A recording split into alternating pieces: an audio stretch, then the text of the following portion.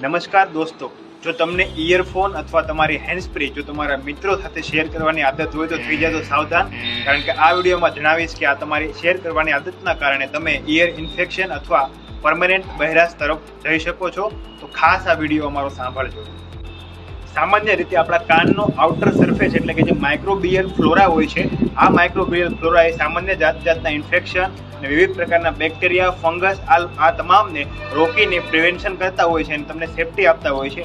પરંતુ જ્યારે તમે કોઈ હેન્ડસ્ફ્રી અથવા હેડફોન તે યુઝ કરીને ત્યારબાદ તમે તમારા મિત્રો સાથે શેર કરો તો આ ઇન્ફેક્શન તમે તમારા મિત્રો સુધી પહોંચાડો છો અને આ ઇન્ફેક્શન આગળ સિવિયર કન્ડિશનમાં ફેલાય છે. ત્યારબાદ તમે પરમેનન્ટ બહેરાશ તરફ જઈ શકો છો. આ ઇન્ફેક્શન ફેલાવનારના મૂળ તત્વોની વાત કરીએ તો તેમાં સ્યુડોમોનાસ અને સ્ટેફિલોકોકસ નામના બે બેક્ટેરિયા છે જે કાનના ઇન્ફેક્શનમાં મહત્વપૂર્ણ ભાગ ભજવે છે. તો કેવી લાગી આ ઇન્ફોર્મેશન ખાસ કરીને કમેન્ટ કરીને જણાવજો. આવી ગુજરાતી ફેક્ટને તમારા દરેક મિત્રો સુધી પહોંચાડજો કે જે તમારા મિત્રો સુધી તમે હેન્ડસ્ફ્રી અથવા હેડફોન શેર કરતા હોય. Thank you.